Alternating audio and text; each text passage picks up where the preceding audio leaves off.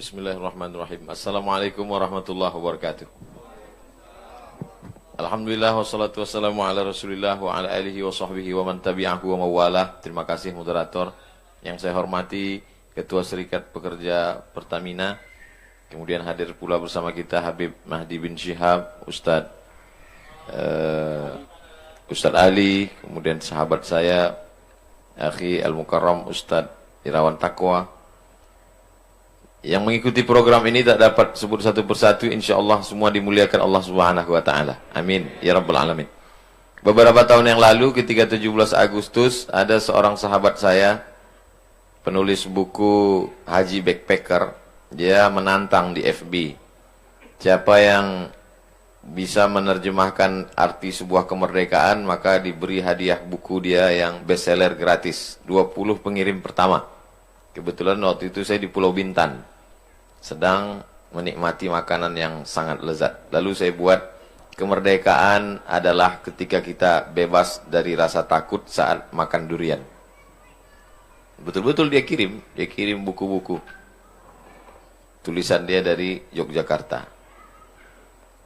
Kemerdekaan adalah ketika kita kehilangan rasa takut kepada makhluk karena takut kita sudah habis untuk Khalik. Jadi sebelum 17 Agustus 1945, itu dari mulai ujung Aceh Tengku Umar, sampai di daerah timur sana, Raja Sultan Tidore, itu mereka sudah merdeka duluan. Merdeka dari rasa takut.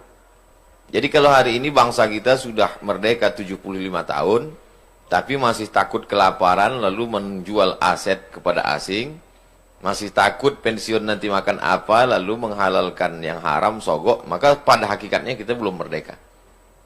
Makanya di antara doa yang diajarkan Nabi, Allahumma qasim lana min khasyiatika ma tahulu bainana wa baina ma'asik. Tanamkan rasa takut dalam hati kami. Sehingga dengan rasa takut itu kami tidak jadi buat dosa. Antara kita dengan dosa itu tidak ada jarak, tipis sekali. Jadi ada rasa takut dalam hati kita. Makanya pesan khotib hari Jumat, ya ayyuhalladzina amanu, wahai orang beriman, ittaqullah.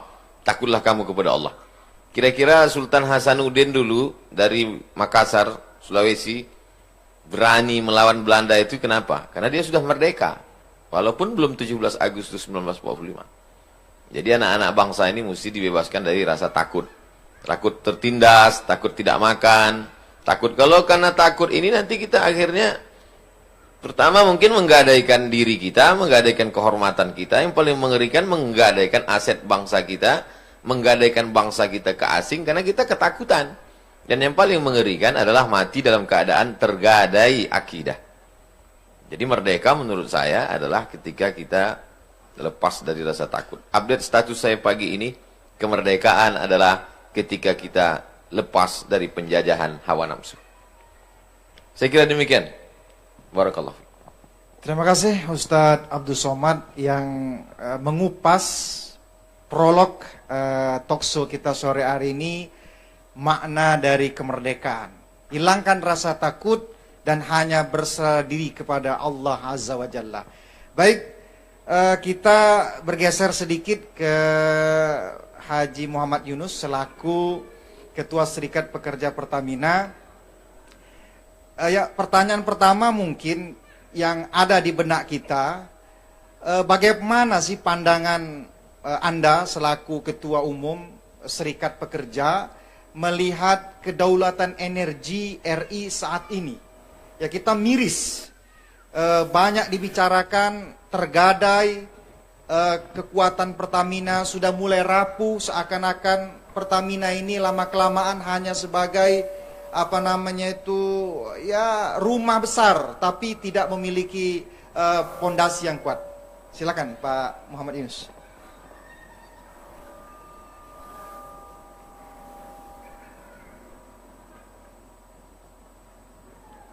Bismillahirrahmanirrahim.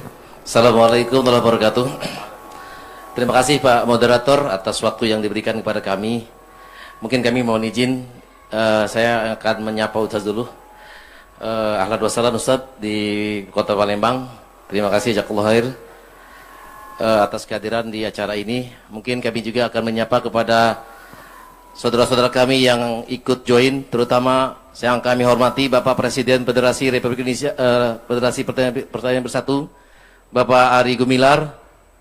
Yang kami hormati para Ketua SP Serikat Pekerja seluruh Indonesia di wadah Federasi Serikat Pekerja Pertamina Bersatu. Dan juga yang kami hormati para aktivis energi muda di seluruh Indonesia yang sempat hadir pada joint meeting ini. Dan juga kami banggakan kepada aktivis SFP RU 3 Pelaju yang kami banggakan. Alhamdulillah pada kesempatan ini kita dapat hadir di arena yang sangat mulia ini. Mungkin Pak Moderator perlu kami sampaikan bahwa kedaulatan energi ialah hak negara dan bangsa untuk secara mandiri menentukan kebijakan pengelolaan energi untuk mencapai ketahanan dan kemandirian energi. Untuk mewujudkan kedaulatan energi, maka Indonesia harus memiliki kemandirian energi yang baik dan ketahanan energi yang baik pula. Indonesia merupakan negara yang dianugerahkan oleh Allah SWT, kaya akan sumber daya alam, khususnya energi. Namun sayangnya Indonesia tidak cukup mandiri dalam mengelola sumber daya alamnya. Kita lihat lebih dari 67% lahan minyak saat ini dikuasai oleh bangsa asing. Dan sekitar 21% lainnya dikerjasamakan dengan perusahaan asing. Dan sisanya barulah untuk Pertamina. Padahal Pertamina merupakan perpanjangan pemerintah dalam mengelola bisnis di Indonesia yang bertanggung jawab memenuhi kuota BBM dibutuhkan oleh masyarakat luas. Diobralnya persediaan dalam energi dalam negeri kepada negara-negara maju secara perlahan telah menjadikan Indonesia krisis kepemilikan cadangan energi karena sumber-sumber energi kita telah dimiliki oleh pihak asing.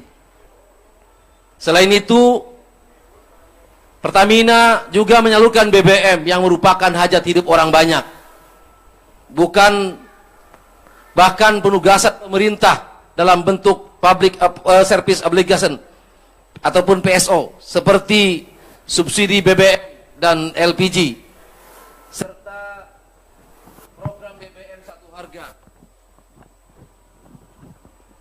serta program BBM satu harga sehingga harus dikelola dengan sebaik mungkin. Salah satu parameter yang diukur seberapa besar kemampuan Pertamina sebagai produsen migas nasional memproduksi minyak mentah. Sudah lebih 15 tahun kita dicatat sebagai net oil importer. Jadi jelas faktanya bahwa kedaulatan energi kita telah tergadaikan. Ketahanan energi kita sudah rapuh akibat kebijakan-kebijakan pemerintah yang tidak pro kepada Pertamina yang 100% milik rakyat Indonesia. Baik, Pak Ketua Umum, mendengar penjelasan dari Ketua Serikat Pekerja Pertamina ini miris dan sedih, Ustadz Abdul Somad. Dari angka 67% aset Pertamina ini sudah dikuasai asing. 21%-nya dikerjasamakan. Ya kalau melihat angka seperti ini ya tidak terlihat lagi gaungan Pertamina yang dulu Pertamina ini sangat berdaulat. Oleh karena itu melihat angka yang begitu mengejutkan ini dan kami yakin karena beliau ini juga orang Pertamina. Sekaligus menjadi ketua umum perserikatan. Artinya ada hati nurani untuk kepentingan bangsa dan negara ini. Entah elit politik ini berpikirnya untuk apa. Saya pernah melihat sudah mulai di subholding, alasannya supaya lebih banyak penghasilan didapatkan untuk kemakmuran rakyat. Tapi itu hanya lip service semata saya kira. Oleh karena itu Ustadz Abdul Somad, kalau dalam perspektif Islam, penguasaan sumber daya alam ini seperti apa, Ustaz? Saya bicara pertama menurut Islam, yang kedua menurut undang-undang kita sebagai negara yang bukan negara Islam. Jadi walaupun kita mayoritas jamaah haji terbanyak, jemaah umroh terbesar, umat Islam terbanyak, tapi kita bukan negara Islam. Kita negara Pancasila, nasionalis religius. Jadi menurut Islam dulu, walau a'udzubillahi minasyaitonirrajim, walau anna ahlal qura amanu, seandainya penduduk suatu negeri itu beriman, wattaqau, bertakwa. Allah cuma minta dua saja. Beriman kalian, bertakwa kalian, maka Allah balas dua. La fatahna alaihim, akan kami bukakan untuk mereka barakatin, barokah minas sama, dari langit, wal ard, dari bumi. Jadi secara teori kita misalnya di Palembang ini, di atasnya ini orang beriman dan bertakwa. Di Pulau Sumatera ini paling banyak habaib keturunan Rasulullah di sini. Paling besar ulama-ulama banyak, paling atas Aceh. Di mana paling banyak ulama, di situ minyak paling banyak. Aceh. Di Sumatera Utara di Pangkalan Susu, Kabupaten Langkat. Di situ ada tarekat besar Naksabandiah, Syekh Abdul Wahab Rokan. Di zaman Belanda, Syekh Abdul Wahab Rokan karena dianggap melawan dibuang ke Malaysia. Begitu beliau pergi, kering sumur minyak. Dijemput balik, keluar balik. Diberi penghargaan dari Ratu Wilhelmina, tak mau dia nerima. Lalu kemudian Palembang, Riau. Palembang banyak habaib, tapi Riau sultannya itu habaib. Sultan Syarif Qasim. Nasabnya sampai kepada Raja Melayu punya anak namanya Tengku Embung, perempuan. Tengku Embung ini menikah dengan Sayyid Usman Sahabuddin. Sayyid Usman Sahabuddin ini ulama, keturunan zuriat Rasulullah. Maka dari sejak Sayyid Usman Sahabuddin itulah Syarif. Itu maka nama Habib itu jadi 3 di Pekanbaru. Nama airport Sultan Syarif Qasim. Nama jalan Sultan Syarif Qasim. Nama universitas Sultan Syarif Qasim. Begitu kami memuliakan zuriat keturunan Rasulullah SAW. Kemudian di Palembang, paling banyak habaib di sini. Al-Haddad, As-Saggaf, Al-Attas, bin Syihab, semua di sini. Lalu kemudian turun ke bawah. Jadi boleh ini teori ini supaya jangan kita dibilang ngawur. Di mana paling kuat di situ Islam, situ paling banyak minyak. Janji Allah, walau anna alal qura, kalau penduduk negeri itu amanu, beriman, wattaqau, bertakwa, la fatahna, akan kami bukakan barakatin minas sama, dari langit, wal ard, dari bumi, keluar minyak-minyak. Walakin kadzabu, tapi kalau mereka mendustakan ayat kami, akhadnahum, kami cabut. Jadi secara teori ayat ini, siapa yang bertakwa di atas tanah, maka yang di bawah tanah itu milik dia. Kalau diambil oleh orang lain, zalim. Nah, ini sejalan dengan Undang-Undang Dasar 1945. Karena yang menyusun Undang-Undang Dasar 1945 itu pun orang-orang yang percaya pada Quran dan Rasulullah SAW, pada sunnah. Maka pada pasal 33 ayat 3 di situ dijelaskan bahwa tanah, air, dan sumber daya alam dikuasai oleh negara untuk kemakmuran rakyat. Jadi mendengar, saya baru tahu tadi itu Pak, 67% itu rupanya dikuasai asing. 12% pula kerjasama. Sisa-sisa upil-upilnya itulah rupanya punya kita. La haula wala quwata illa billah. Kok tahu saya lama gini, udah saya ceramahkan lama-lama. Jadi ini pengkhianatan. Baik pengkhianatan menurut hukum. Kalau dia muslim, berarti dia mengkhianati Al-Quran dan Sunnah Rasulullah SAW. Kalau dia orang yang nasionalis, mengkhianati Undang-Undang Dasar. Karena Undang-Undang Dasar disebut air, bumi, air, sumber daya alam dikuasai oleh negara. Untuk apa? Untuk kesejahteraan rakyat. Makna negara itu kan kesepakatan sekelompok orang di suatu kawasan untuk mencapai kesejahteraan. Sekarang 75 tahun kita merdeka. Sekolah melambung tinggi. Pekerjaan susah. Terlalu banyak kalau mau diceritakan. Nah, jadi hari ini kita 17 Agustus 2020 memang betul-betul disadarkan kembali, dibangkitkan lagi tentang kedaulatan negara, tentang kedaulatan pengelolaan aset-aset pendapatan khusus ya, hasil tambang, hasil bumi dan lain sebagainya. Saya kira demikian menurut pandangan Islam dan menurut negara. Wallahu a'lam. Syukran, terima kasih Ustadz Abdul Somad. Jadi korelasi antara undang-undang kita dengan ajaran Islam itu sangat sejalan. Jadi tidak bisa dihadap-hadapi atau dilawan-lawan.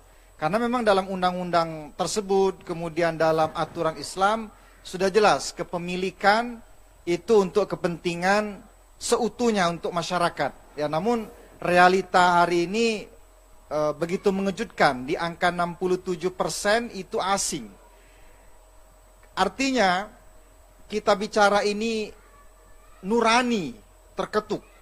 Betapa zolimnya pemimpin-pemimpin bangsa dan negara ini atau pemegang kekuasaan negara ini melihat kekayaan khususnya Pertamina ini dikerdilkan. Oleh karena itu di ulang tahun Republik Indonesia ke-75 ini angka sudah sepuh ini Pak Muhammad Yunus, tapi kita miris di angka usia 75 tahun, tapi kado yang diberikan hari ini adalah kado yang melukai rakyat. Karena Pertamina ini adalah aset negara.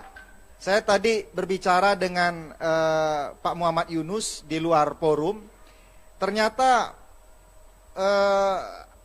migas, kemudian Pertamina, bahan bakar lah, ini sangat vital. Ya kita berkoar-koar punya senjata hebat, punya tank baja. Kalau minyaknya sudah dikuasai, mau nembak pakai apa kita? Mau bertempur pakai apa? Ini yang membuat kita juga merasa sebagai anak bangsa dan negara harus ikut peduli. Oleh karena itu mungkin pertanyaan selanjutnya yang ingin saya sampaikan kepada Pak Muhammad Yunus, lalu melihat kondisi seperti ini, apa semestinya yang harus dilakukan selaku Serikat Pekerja Pertamina? Kami persilakan.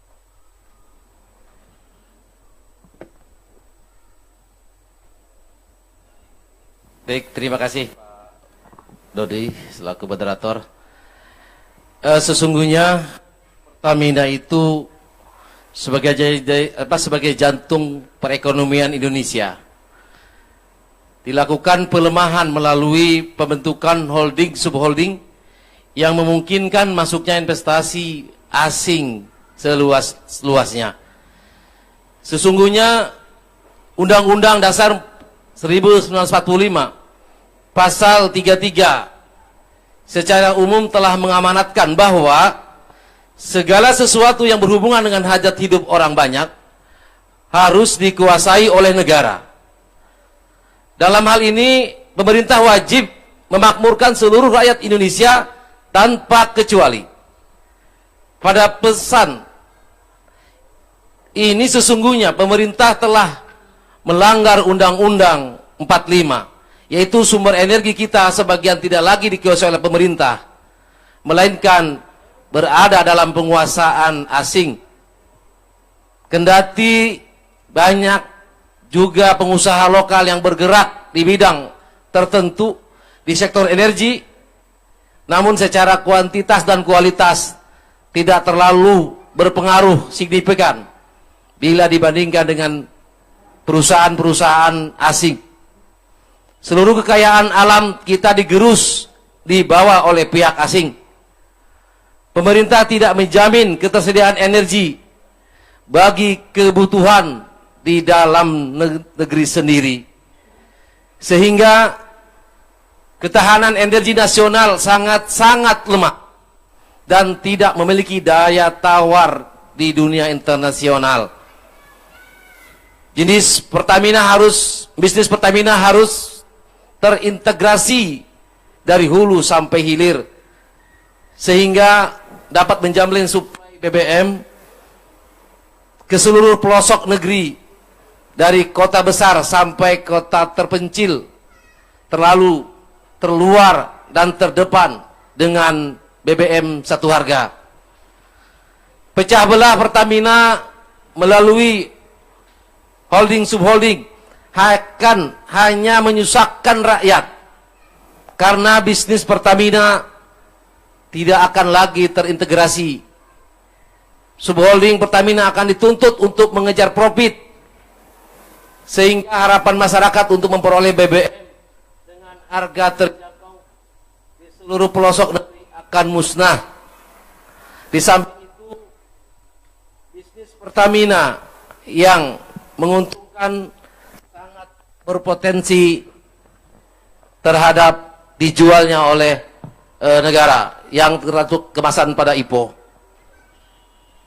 Pemanfaatan sumber daya alam yang mempertimbangkan aspek kemaslahatan umat manusia haruslah didukung dengan kebijakan politik dan hukum oleh pemerintah. Tujuannya adalah menggerakkan kesadaran melalui prinsip undang-undang yang mengikat seluruh warga negara. Kebijakan pemerintah haruslah berorientasi kepada kemaslahatan umat dan kemaslahatan kehidupan alam dan lingkungan, bukan sekedar mengejar keuntungan kapitalis beserta hanya sifat sesaat. Mungkin itu pandangan daripada kami. Baik, terima kasih Pak Muhammad Yunus. Jadi kalau kita mendengar dari penjelasan saudara tadi, sebenarnya dengan dibuat subholding Pertamina ini siapa sebenarnya diuntungkan? Rakyatkah atau Pertamina atau pihak asing yang diberikan kebebasan untuk mengelola aset Pertamina itu?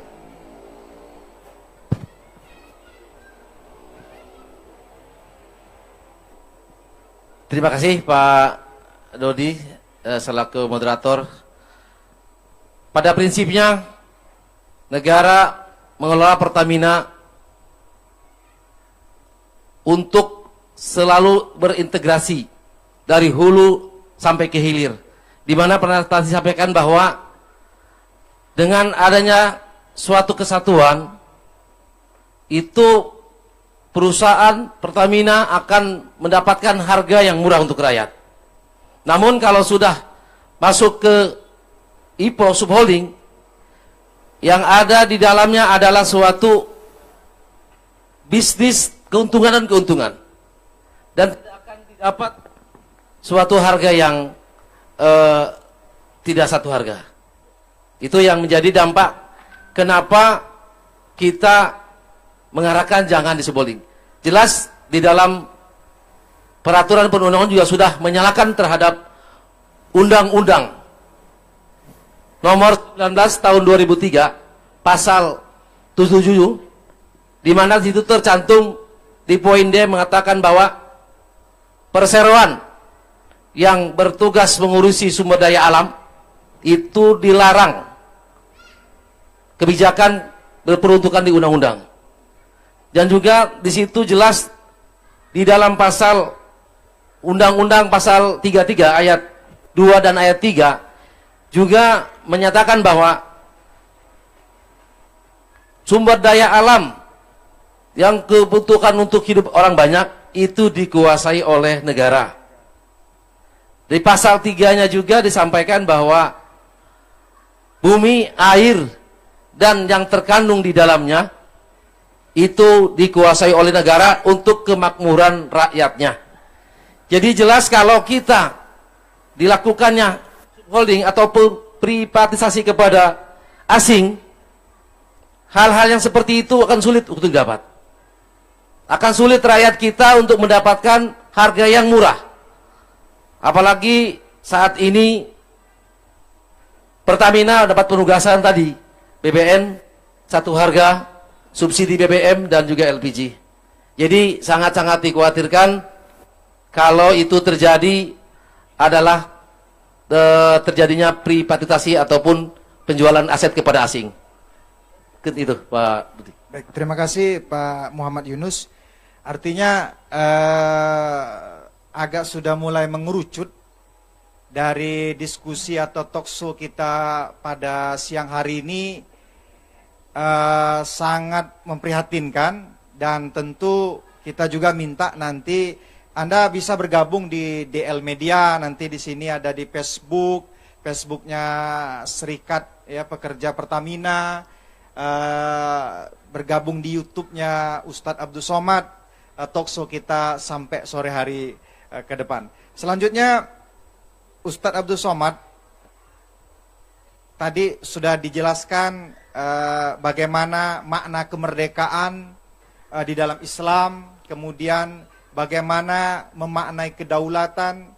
Nah, sekarang ingin saya tanyakan, kalau kita melihat kondisi bangsa kita hari ini, di tengah-tengah keprihatinan yang luar biasa, di pandemi kita dihantam, kemudian sempat dolar kita tinggi Pak ya, dan ditambah dengan minyak jatuh, turun harganya, tetapi tidak turun pada prinsipnya di pasaran. Nah, yang ingin saya tanyakan, nanti sebelum ada pertanyaan, ini sudah ada di layar kita, ada pertanyaan, mungkin minta sedikit dari Ustaz Abdul Somad, apa implementasi bagi kita untuk menjaga kedaulatan energi ini, kalau sudah seperti ini, Ustaz Abdul Somad? Ada namanya sunnah tadafu'iyah. Sunnah tadafu'iyah itu antar sesama anak bangsa ini tidak mungkin dia bersama-sama untuk berada dalam satu kebatilan. Walaula daf'ullahin nasa ba'dahum. Kalaulah manusia ini tidak saling mengkritisi, tidak saling memperbaiki, maka sudah lama kita ini hancur. Jadi ibarat sebuah bangunan, ada tiang, ada lantai, ada atap, itu saling menguatkan. Yashuddu ba'duhum ba'da, saling menguatkan. Jadi kalau ada anak bangsa yang mengkritik, itu sungguhnya mereka bukan mau menjatuhkan, tapi itu an-naqdul banna, kritik untuk membangun. Supaya sama seperti kita dalam sebuah bahtera perahu, ada bocor. Lalu kemudian kita ngasih tahu, Pak Kapten, kapal, ini ada bocor. Yang jadi bahaya ini kan ketika yang mengatakan bocor ini ditangkap. Tangkap nih, udah nakut-nakuti. Padahal air udah masuk. Nah, itu. Oleh sebab itu kata Nabi, la ta'murun nabil ma'ruf. Ajaklah orang buat baik. Wala tanhauna 'anil munkar. Laranglah orang buat mungkar. Jadi ustadz itu bukan cuman menjelaskan tentang air suci mensucikan, tentang darah haid, darah nifas, darah wiladah, mandi wajib, mandi junub, mandi. Bukan cuman itu. Tapi juga melihat ketidakadilan. Jadi kalau nggak sanggup jadi ustadz, ya nggak usah. Nah, itu. Jangan hanya meninabobokan masyarakat. Kita dalam keadaan tenang.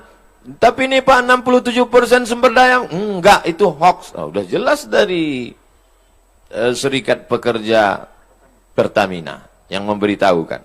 Maka siapa yang paling besar tanggung jawabnya adalah pemimpin. Kita ada eksekutif, kita ada legislatif, mereka ini digaji. Anggota-anggota dewan ini kan digaji. Ada uang gaji untuk tunjangan rumah, kendaraan, listrik, air, kentutnya jadi bayar. Dan ketika dia diam, itu pengkhianatan luar biasa. Itu mengkhianati undang-undang. Dia akan dituntut di hadapan Allah. Hebat anggota dewan kami ini Pak Ustadz. Apa hebatnya? Rajin puasa Senin Kamis. Itu bukan amal anggota dewan. Hebat pemimpin kami ini Pak Ustadz. Apa hebatnya? Rajin sholat duha. Itu bukan amal pemimpin. Amal pemimpin itu, kata Sayyidina Abu Bakar, al-qawiyyu fikum dha'ifun indi. Yang kuat-kuat di tengah kalian ini, dia lemah di hadapanku. Karena aku bisa mengambil hak. Perusahaan-perusahaan asing, yang hebat-hebat ini, yang mau memprivatisasi yang milik negara, milik umat ini, dia yang nampaknya besar, itu lemah di dalam pandanganku, kata pemimpin-pemimpin bangsa. Kenapa? Karena aku bisa mengambil hak mereka, aku letakkan pada anak-anak bangsa. Di situ, jadi pisau kita itu mesti tajamnya itu jangan ke bawah saja tajam, ke atas tumpul. Wahai, saya cerita yang muslim saja. Pemimpin-pemimpin yang muslim, yang percaya pada Allah, bahwa kalian akan mati menghadap Allah, maka tak selesai dengan pergi ke Makkah, tawaf, sa'i, haji, bolak-balik. Habis amal kalian itu nanti akan diambil oleh orang-orang yang teraniaya. Kalau ada satu anak Indonesia ini yang tak sekolah, ada satu anak Indonesia ini yang tak makan, ada satu anak Indonesia ini yang kelaparan, sementara kita minyak, batu bara, gas alam diambil oleh orang lain, maka kau akan dituntut di hadapan Allah Subhanahu wa taala. Makanya setiap sholat 17 kali kita katakan Maliki yaumiddin. Apa makna Malik Yaumiddin? Dia pemilik hari din, hari pembalasan. Ya'ti yaumal qiyamati bi sholatin. Pemimpin-pemimpin yang nanti pada hari kiamat datang membawa solatnya banyak, wa siyamin, puasa sunatnya banyak, wa qiyamin, qiyamul lailnya banyak, wa zakatin, zakatnya banyak, wa hajin, hajinya banyak. Banyak hajinya. Bolak-balik dia ke Makkah. Orang dia nggak pernah bayar uang tiket, diberangkatkan orang gratis. Tapi di akhirat, ukhidat hasanatuhu, diambil solatnya, diambil puasanya, diambil hajinya, diambil umrohnya. Walam yuqda alaih. Ketika sudah habis ibadahnya, ternyata yang menuntut bukan satu kabupaten, bukan satu provinsi, satu Republik Indonesia, anak bangsa menuntut dia di padang mahsyar. Ukhidat khatayahum, diambil dosa mereka, dosa anak-anak bangsa yang teraniaya, yang susah, yang melarat tadi, karena mereka punya hak di minyak itu, di batu bara itu, di nikel itu, tapi kau khianati di dunia. Ukhidat khatayahum, diambil itu, turihat ilahi, dicampakkan ke mereka, summa turiha finnar, dicampakkan dalam api neraka. Mereka masuk neraka bukan karena tak sholat, masuk neraka bukan karena tak puasa, masuk neraka bukan karena tak haji. Mereka sholat, mereka puasa, mereka haji. Mereka masuk neraka karena mengkhianati konstitusi, karena membiarkan orang yang lemah tetap lemah, padahal dia punya kekuasaan, punya kekuatan. Jadi pilih oleh rakyat. 3.000 mencoblos dia, baru bisa dia duduk di situ. 50.000 orang mencoblos, baru dia bisa duduk di situ. Dia sudah mengkhianati orang. Oleh sebab itu, yang memilih juga dituntut di hadapan Allah. Ala adullukum ala akbaril kabair. Maukah kalian kutunjukkan dosa terbesar di antara dosa besar? Apa itu? Al-isyrak. Insyaallah kita selamat dari syirik. Uququl walidain. Kita selamat dari durhaka. Tapi yang nomor 3 ini kita kena. Apa dia? Syahadatuz zur. Kesaksian palsu. Ini rakyat ini pun juga kena penyakit amnesia. Sudah jelas orang tak memperjuangkan, lupa dia. Baru kena sawer 200.000, lupa. Nah, oleh sebab itu, ini jangan sampai kita kena hisab yang panjang di akhirat. Saya kira demikian. Subhanallah, luar biasa dari penjelasan beliau. Ini menggedor hati para pemimpin bangsa ini. Entah itu presiden, gubernur, bupati, wali kota, DPR RI pusat, provinsi, kabupaten kota. Dengarkan apa yang disampaikan beliau itu. Tanggung jawab Anda sebagai pemimpin bangsa. Sedikit pun mereka terzolimi dari minyak, batu bara, nikel, maka Anda bertanggung jawab di hadapan Allah Subhanahu wa Ta'ala. Ustaz Abdul Somad, ada pertanyaan masuk ini dari Pak Taufik Rizani kepada Ustaz Abdul Somad. Assalamualaikum Ustaz, bagaimana sebaiknya sikap umat menghadapi kebijakan-kebijakan pemerintah yang tidak adil ini? Silakan Ustaz. Penyakit umat yang paling mengerikan adalah penyakit tidak mau tahu. Aku tidak khawatir, kata Sayyidina Ali, aku tidak khawatir tentang baik dan buruk. Karena memang dari dulu baik buruk ini ada. Ada Kabil, ada Habil. Ada Namrud, ada Ibrahim. Ada Fir'aun, ada Musa. Ada Abu Lahab, ada Muhammad SAW. Aku tidak pernah khawatir tentang baik dan buruk, itu memang terus ada. Yang ku khawatirkan adalah orang baik diam, sehingga orang jahat merasa dirinya benar. Jadi ketika orang baik diam, melihat kebatilan, kata Imam Abu Ali Ad-Daqqaq, as-sakitu 'anil haqqi syaitanun akhras. Orang yang diam melihat kebatilan, berarti dia setan bisu. Hadis tentang melawan kemungkaran. Man ra'a minkum mungkaran, siapa di antara kamu yang melihat kemungkaran, falyughayyirhu biyadihi, rubah dengan tangan, dengan kekuasaan, dengan tanda tangan. Fa illam yastati, kalau tak sanggup, fa bilisani, dengan lidah. Ustaz, guru, alim ulama, bicara kalian. Fa illam yastati fa biqalbi, tak juga sanggup dengan hati. Tapi jangan lupa, dengan hati itu adzalika at'aful iman. Itulah selemah-lemah iman. Saya tidak dengan tangan karena saya tak punya kuasa. Tanda tangan saya tak laku. Dulu masih berlaku di KRS, sekarang tak jadi dosen pun tak laku lagi. Hanya untuk tanda tangan meresmikan masjid aja. Tapi kalian yang punya tanda tangan, kalian akan dituntut di hadapan Allah Subhanahu wa Ta'ala. Ingat wahai pemimpin bangsa, jabatan kalian tak lama tapi hisapnya super lama. Jabatan kalian sekejap tapi hisapnya amat sangat lama di hadapan Allah. Yauma yaqumul hisab, pada hari itu ditegakkannya hisab. Kalau dihitung-hitung usiamu sejak akil baligh 10 tahun sampai mati 63 tahun, kalau sampai tak sampai 53, potong 10, potong 13, tinggal 40 tahun. 40 tahun itu berapa kali kau menandatangani surat izin membuka perusahaan asing dari mulai nikel, batu bara, tanah, penebangan hutan, penggarapan. Dituntut kau ke pengadilan, kau menang juga karena duit kau banyak, bisa kau sogok pengacara, per detik bisa kau bayar. Tapi di akhirat, al-yawma nakhtimu ala afwahim, mulutmu terkunci wa tukallimuna aydihim, tanganmu akan bicara. Inilah tangan yang dulu menandatangani persetujuan. Wa tashhadu arjuluhum, kakimu akan bersaksi. Sekarang orang bicara tentang integritas, berkarakter. Inilah integritas. Oleh sebab itu tanggung jawab kita adalah jangan diam melihat kebatilan. Kita negara konstitusional. Undang-Undang Dasar 1945, Pancasila, Negara Kesatuan Republik Indonesia. Maka dalam koridor demokrasi bicara. Kalau tersendat di parlemen, turun ke jalan. Turun ke jalan itu adalah bagian dari demokrasi. Kita bukan negara monarki, tidak lagi di kerajaan Sriwijaya. Kita bukan kerajaan Siak Sri Indrapura. Kita adalah negara kesatuan Republik Indonesia.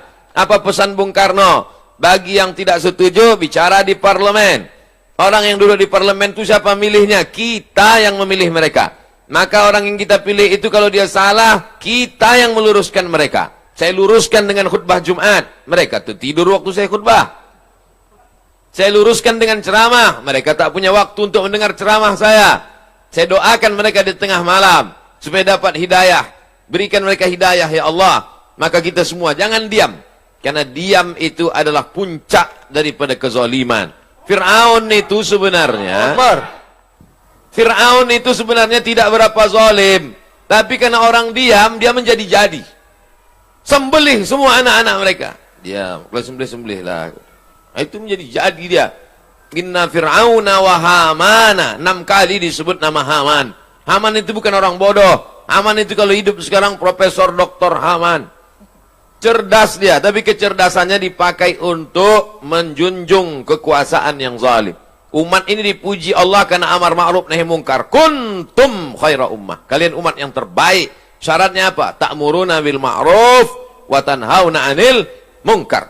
Oleh sebab itu dalam bahasa Islam, agama Islamnya amar ma'ruf nahi mungkar.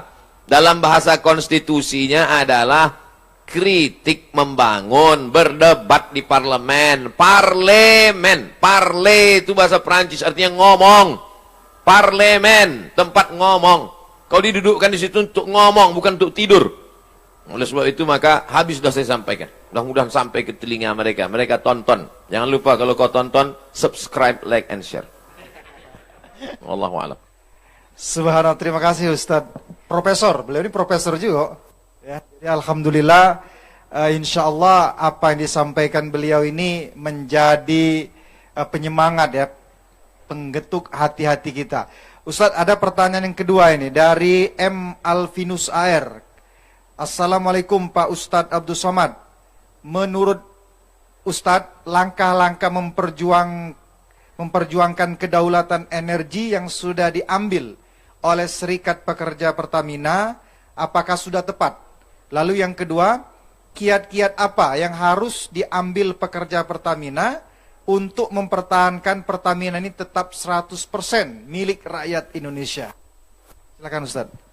Kita punya pakar-pakar, pakar undang-undang tata negara, pakar undang-undang hukum segala hukum dengan berbagai macam cabang-cabangnya.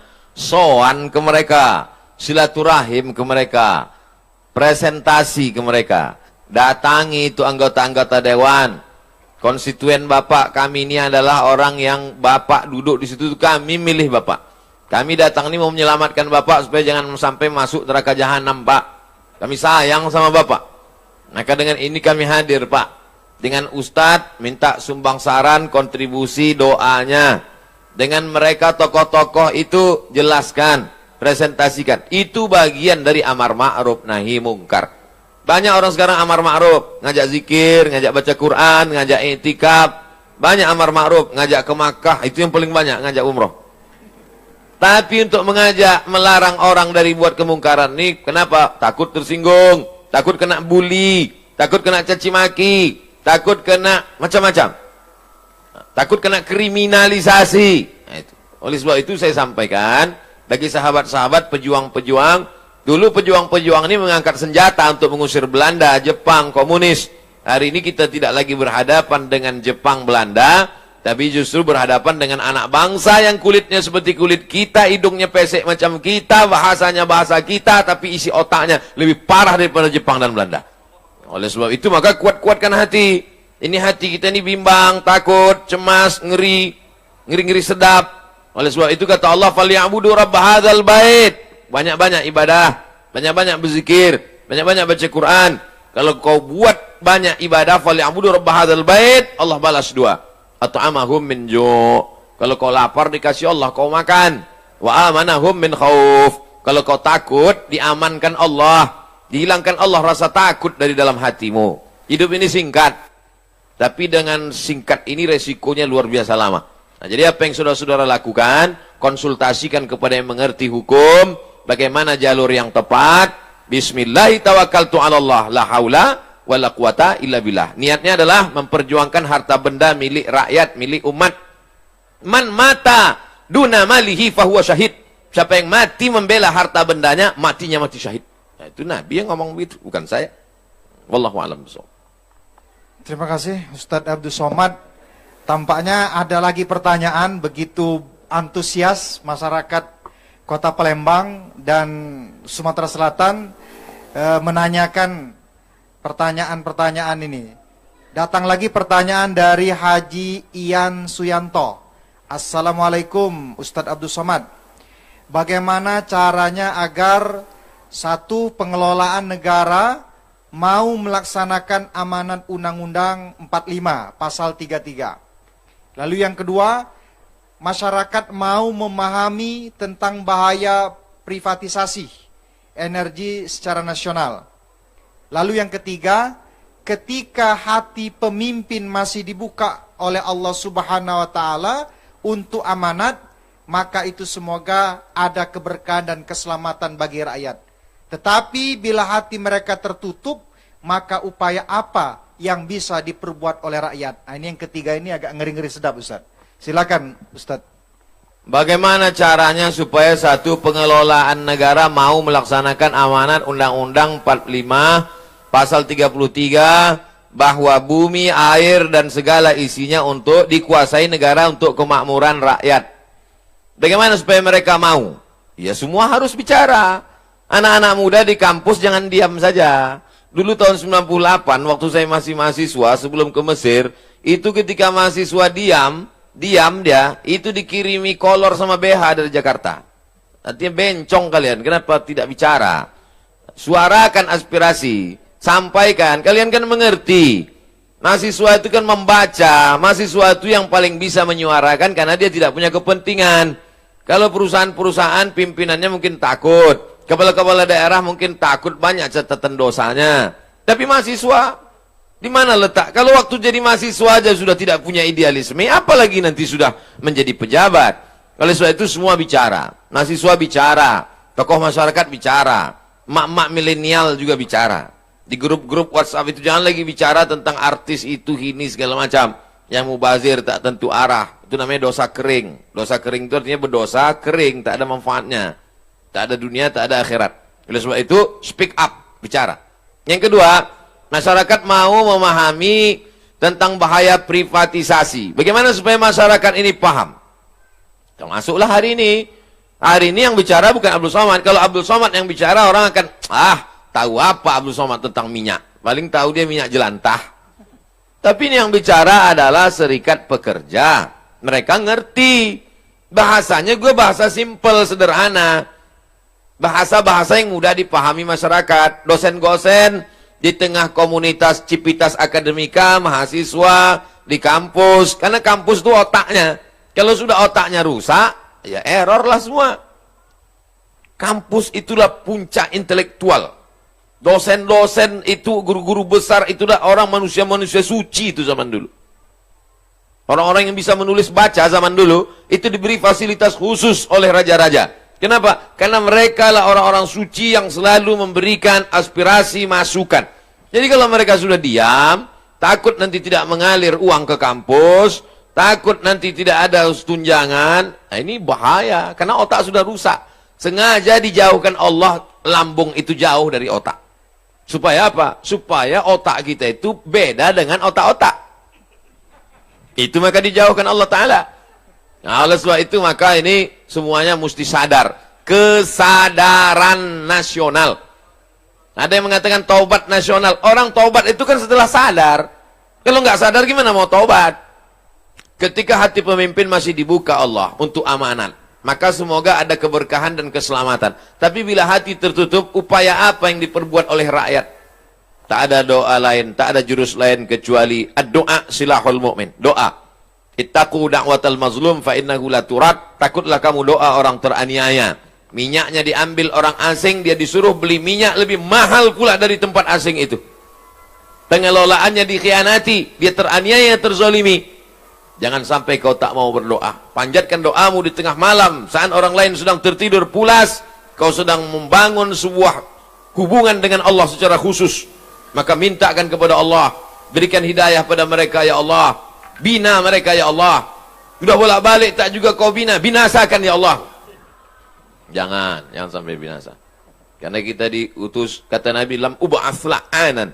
Aku tidak diutus untuk memberikan laknat, tapi aku diutus wa ma arsalnaka illa rahmatan lil alamin. Mudah-mudahan yang punya kekuasaan, yang tanda tangannya masih laku, yang jabatannya masih hebat, diberikan Allah hidayah sehingga kekuasaannya, jabatannya itu menjadi rahmat untuk semesta alam.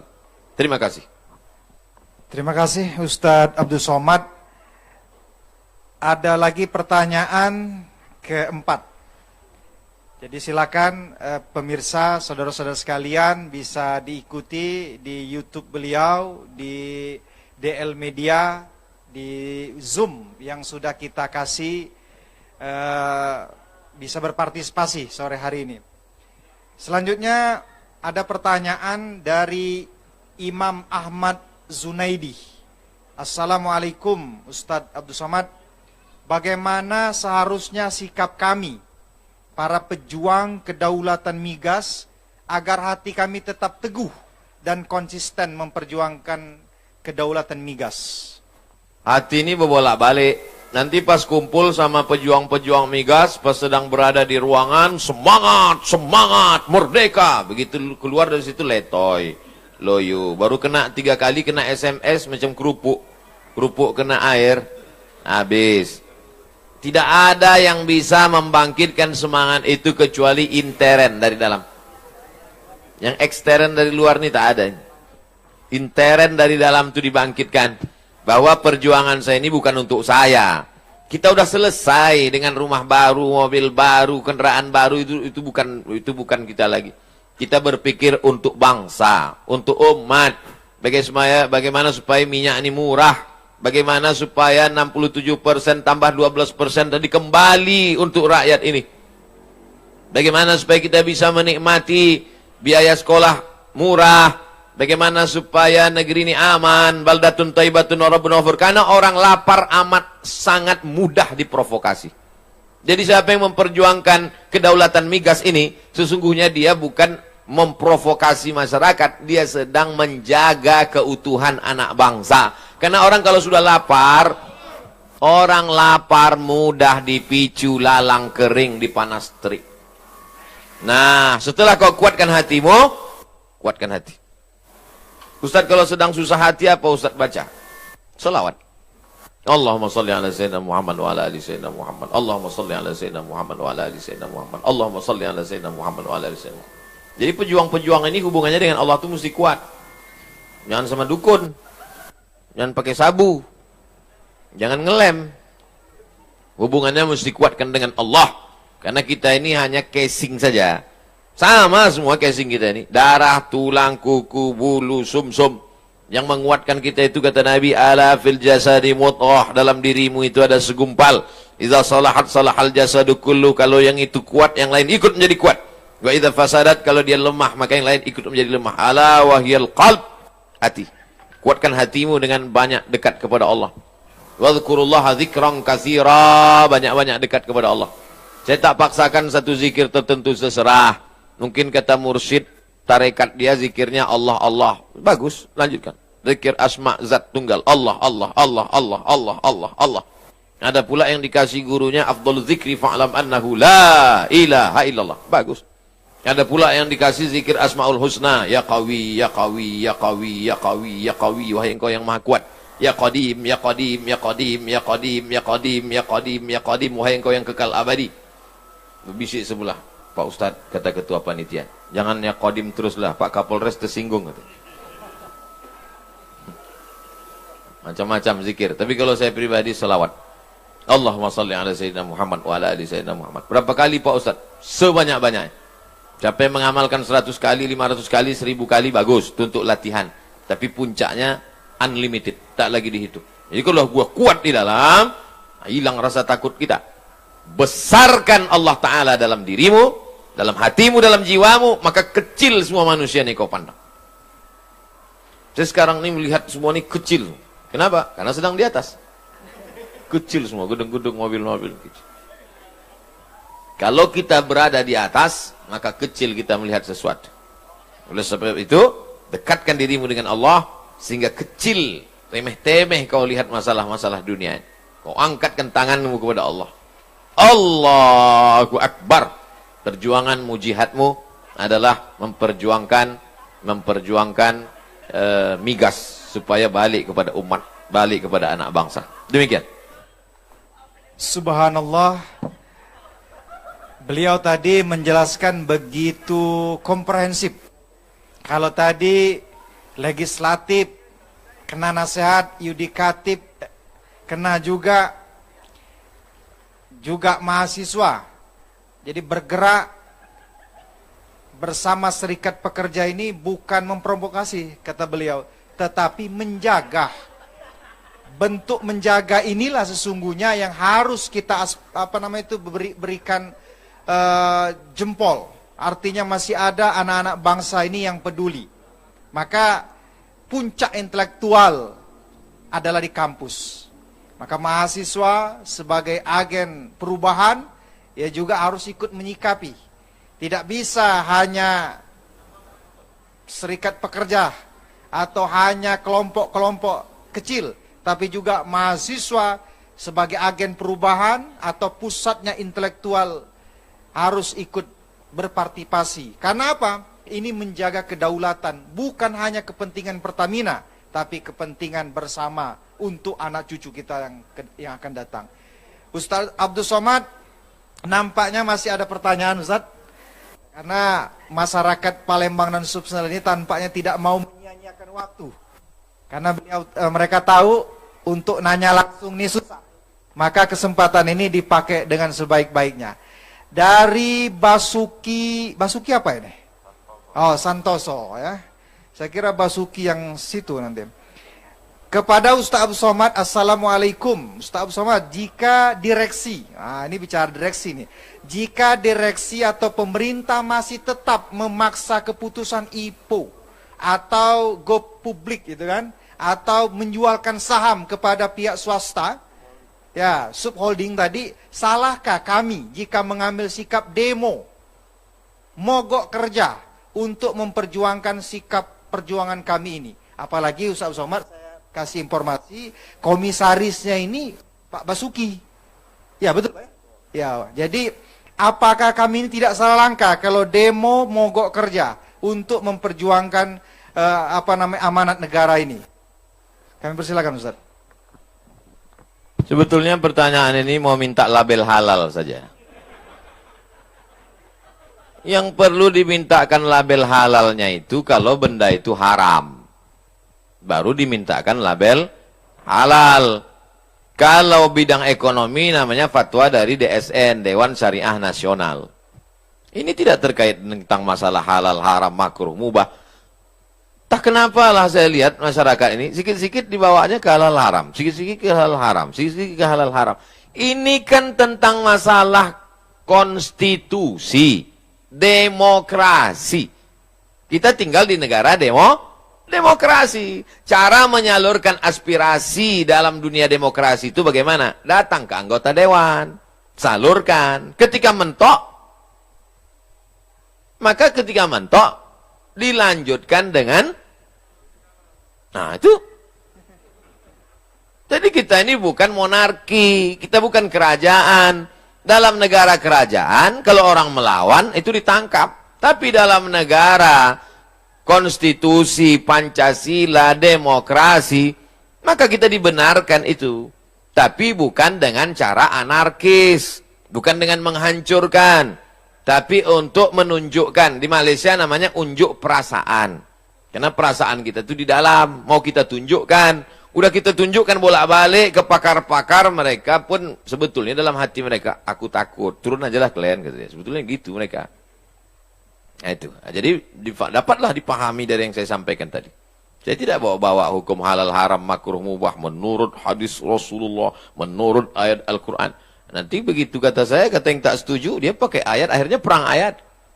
Jamaah ini bingung, nggak jadilah Pak Ustadz. Kita pakai saluran demokrasi. Cara menyalurkan aspirasi dalam negara demokrasi. 2 jalur. 1 jalur melalui legislatif, parlemen, bicara mereka di sana. Mentok di parlemen, pakai jalur 1 lagi. 2 jalur. Kenapa tak dipakai 2-2? Mubazir. Jelas. Bagi yang cerdas bisa jelas. Kurang cerdas, makan otak-otak. Wallahu a'lam. Jadi 2 jalur itu yang harus kita tempuh. Melalui parlemen, ada juga demo atau bahasa aktivisnya parlemen jalanan. Dua-duanya dijamin oleh negara karena itu adalah hak demokrasi, berbicara di muka, menyampaikan pendapat di muka umum. Jadi saya kira apa yang disampaikan beliau tadi clear dan jelas. Jadi bukan persoalan boleh atau tidak, haram atau halal, tapi kondisi seperti ini 2 jalur itu dilindungi oleh negara. Selanjutnya Ustadz Abdul Somad, ada pertanyaan dari Riki Jaya. Politik negara sangat mahal, sehingga yang terpilih selalu berpikir balik modal. Kalau seperti ini terus, akan susah negara ini maju. Mereka akan punya kepentingan individu dan golongan. Bagaimana Ustadz, supaya kita bisa memiliki konstitusi yang tegak dan bertanggung jawab, sehingga negara bisa berdaulat, kalau mental pemimpin dan politikusnya seperti ini? Panjang ini pertanyaan Ustadz. Saya mau jadi bupati. Misal, bukan saya mau jadi bupati. Kecil kali lah bupati. Saya mau jadi bupati. Anggota legislatif di kabupaten itu 50 orang. Maka saya sogok 1 anggota dewan itu 1 miliar. Pilih saya. Maka cukup modal saya 50 M. Duduk. Itu kalau pakai sistem dulu. Dipilih oleh anggota dewan. Sekarang high cost. Biaya terlalu tinggi. Kenapa? Karena yang mau dikasih duit ini tidak hanya anggota dewan yang 50. Semua. Grup pengajian ibu-ibu kali 50 jilbab. Yang ini jilbabnya bergambar, yang ini tidak. Guru-guru anak muda mesti belikan net poli. Yang minum-minum, kasih pula lagi minum. Ini setiap turun ke bawah. Jadi high cost. Lebih dari 50 M. Ini sekedar gambaran saja. Mau dipakai lewat cara pemilihan anggota legislatif, tetap berbiaya. Mau dipilih masyarakat langsung seperti sekarang, lebih tinggi high cost dan gesekannya juga. Antara kepala sekolah dengan guru beda pilihan. Antar imam sama makmum salah ayat. Itu jadi memang kos gesekannya kemana-mana. Jadi solusinya gimana Pak Ustadz? Solusinya tidak lain, tidak bukan adalah perbaikan ekonomi. Kalau ekonomi masyarakatnya mapan, itu duit-duit sawer itu nggak mempan. Pertama perbaikan ekonomi, yang kedua kesehatan mental masyarakat. Jadi masyarakatnya itu sehat dia secara mental. Otaknya itu sehat, badannya itu sehat, sehingga ketika dia dikasih, dia berpikir panjang. Saya terima sekarang 100.000, saya pilih orang begini untuk apa? Sekarang karena dia lapar, dia tak sempat mikir. Orang lapar tuh nggak bisa berpikir. Diajak berpikir error duluan dia. Oleh sebab itu maka lagi-lagi 2 ini. Kalau masyarakat itu mapan secara ekonomi, otaknya disehatkan oleh Ustadz. Ustadz dari mimbar menyampaikan, Iqna' bima qasamallahu laka takun aghnan nas. Merasa cukuplah engkau dengan pemberian Allah, maka kau menjadi orang yang berkecukupan. Jadi dia tidak lagi menjadi masyarakat yang konsumtif. Mazhabnya konsumerisme. Maka insya Allah selamat. Itulah yang tujuan saya ceramah selama ini. Mari belanja ke warung tetangga. Mari memproduksi air minum kita. Mari kita produksi pangan. Tujuannya apa? Ketahanan ekonomi, kemapanan finansial. Sehingga masyarakat tidak mudah dibeli suaranya oleh penjahat-penjahat intelektual, penjahat-penjahat politik yang memang high cost tadi. Saya tidak akan pernah lelah menyampaikan itu. Karena setan sampai sekarang belum pensiun. Nanti kalau sudah setan pensiun dini, baru kita sama-sama lelah. Dua saja kuncinya. Capek kita, menang setan. Capek setan, menang kita. Oleh sebab itu, inna syaitana lakum aduun. Setan itu musuh kamu, fattakhidhuhu adua. Jadikan dia sebagai musuh. Karena banyak orang berkawan dengan setan. Saya kira demikian. Terima kasih Ustadz Abdul Somad.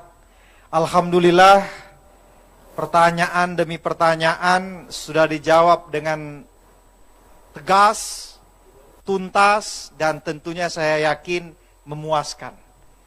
Oleh karena itu, di sore hari ini kita minta closing statement dari Ketum. Kami persilakan untuk closing.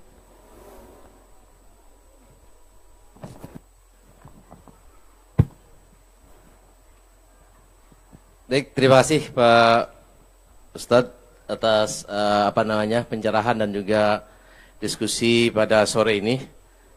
Namun di akhir daripada diskusi sore ini, kami selaku Serikat Pekerja akan menyampaikan statement ataupun closing daripada statement ini. Yang pertama, apakah kita akan menuju ketahanan, kemandirian atau kedaulatan energi? Itu adalah sebuah pilihan. Pilihan berarti prioritas. Memprioritaskan juga mengedepankan satu hal dan mengesampingkan atau menomorsatukan hal yang lain untuk efektivitas pencapaian tujuan. Mengingat sumber daya yang terbatas, bangsa ini harus determinasi, prim dan berpendirian. Sumber daya alam yang dikelola menjadi energi ialah kekayaan kolektif bangsa. Sebagai kekayaan kolektif, pemanfaatannya juga tidak boleh bersifat sektoral, regional, ataupun tersegmentasi. Masalah energi ialah masalah kedaulatan bangsa. Kedaulatan yang memiliki rentang horizon luas dan panjang, bahkan abadi, melebihi siklus dan periodisasi politik. Selain itu, kebijakan pengelolaan energi harus memiliki dimensi yang terintegrasi dengan tujuan bernegara, yaitu terciptanya masyarakat yang adil dan makmur. Itu tidak instan, tetapi memerlukan konsistensi, ketangguhan, sekaligus keluasan untuk Indonesia yang lebih baik.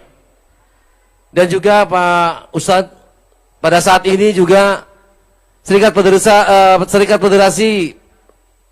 Pertamina Persatu tengah bertujuan dengan mengajukan judicial review ke MK,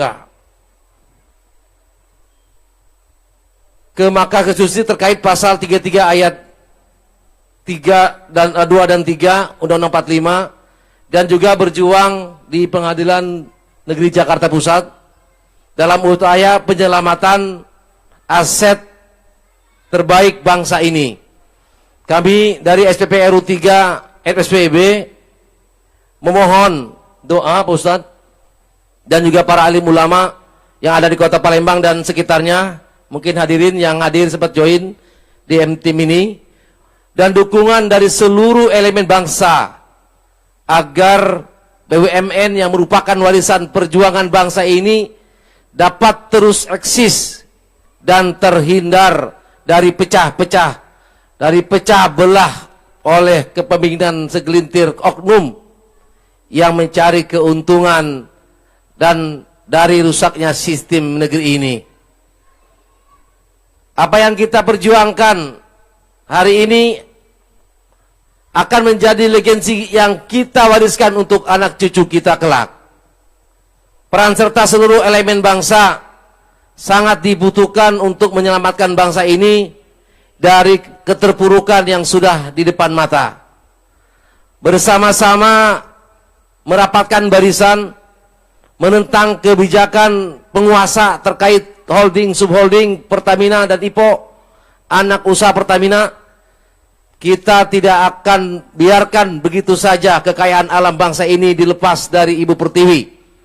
Karena ini adalah amanat Undang-Undang Dasar 1945 Pasal 33. Takbir! Allahu Akbar! Mungkin itu statement dari sikap SPP RU 3 Pertamina Refinery 3 Pelaju untuk berharap kepada alim ulama memberikan doa dan supportnya. Terima kasih kepada Saudara Ketum yang telah menjelaskan maksud dan closing statement pada sore hari ini. Selanjutnya kita minta closing statement dari Ustadz Profesor Haji Abdul Somad LCMA PhD. Kami persilakan. Dari Pancasila, pesan dari founding father pendiri bangsa. Apa mereka pesankan melalui Pancasila? Keadilan sosial bagi seluruh rakyat Indonesia. Itu yang pertama. Dari Undang-Undang Dasar 1945, apa pesan mereka dulu? Mereka sudah mati, meninggal dunia. Tapi ini legasi, warisan yang mereka tinggalkan sampai hari ini. Undang-Undang Dasar 1945, pasal 33 ayat 3. Bumi, air, segala yang ada di dalamnya dikuasai oleh negara dan dipakai untuk kemakmuran bangsa Indonesia. Itu dari Undang-Undang Dasar 1945. Dan sebagai seorang muslim, ini yang ketiga. Pancasila, Undang-Undang Dasar, sekarang sebagai seorang muslim, saya sudah lepas. Kalau saya nanti ditanya di akhirat, hai Abdul Somad, sudah bicara engkau tentang sholat? Sudah. Sudah bicara engkau tentang puasa? Sudah, ada bukunya. Tanya jawab puasa Ramadan. Sudah bicara kau tentang haji dan umrah? Sudah kutulis buku 66 tanya jawab. Sudah bicara kau tentang minyak, batu bara, sumber daya alam Indonesia, kedaulatan migas? Sudah bicara tepat pada tanggal 17 Agustus 1945 di atas langit Sriwijaya, Sumatera Selatan. Saya sudah bicara, ya Allah, sudah kusampaikan. Sampaikah itu ke hakim Mahkamah Konstitusi? Aku tak tahu. Entah mereka ketakutan tak jadi. Dan hakim Mahkamah Konstitusi Judicial Review akan ditanya oleh ahkamul hakimin, hakim yang maha bijaksana. Hai hakim, kata Allah, mobilmu plat merah, hidupmu, anakmu, binimu digaji oleh negara. Sudahkah kau sokong Pancasila, Undang-Undang 45? Kata hakim, aku tak bisa, karena barang itu belum masuk. Oleh sebab itu, semua mesti bekerja sama untuk menggolkan ini. Dan semuanya tak ada membawa nama-nama pribadi, tapi ini akan menjadi warisan untuk terselenggaranya keadilan sosial bagi seluruh rakyat Indonesia. Itulah 3 poin statement closing yang dapat saya sampaikan. Terima kasih Ustadz Abdul Somad dan Ketum yang sudah menyelenggarakan acara talkshow pada sore hari ini. Untuk mengambil keberkahan dari pihak panitia, langsung meminta Ustadz Abdul Somad memimpin doa kebangsaan. Dari Palembang, kita gemakan untuk Indonesia Raya. Ala hazihi niyah al-Fatihah. A'udzubillahi minasyaitonirrajim. Bismillahirrahmanirrahim. Alhamdulillahirabbil alamin arrahmanirrahim maliki yaumiddin. Iyyaka na'budu wa iyyaka nasta'in. Shiratal mustaqim. Shiratal ladzina an'amta 'alaihim ghairil maghdubi 'alaihim waladdallin. Amin. Allahumma salli ala Sayyidina Muhammad wa ala ali Sayyidina Muhammad. Allahumma inna natawassalu ilaika bihaqqi nabiyyika Muhammad sallallahu wa alihi at-tayyibin at-tahirin wan nabiyyin was-siddiqin wasyuhada was-shalihin. Kami memohon kepada Engkau dengan kemuliaan Nabi Muhammad, dengan kemuliaan para nabi-nabi, dengan wali-wali.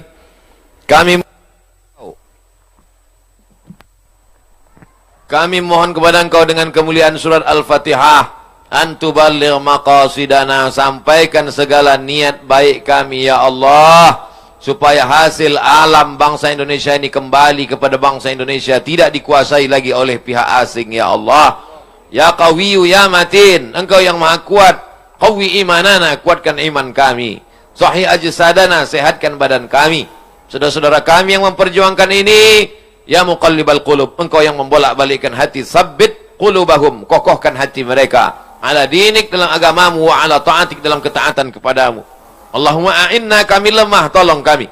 Ala zikrika, supaya hati kami senantiasa dekat berzikir, mengingatmu, menyebutmu, mengagungkanmu, memuliakanmu. Wa syukrika, selalu bersyukur kepadamu.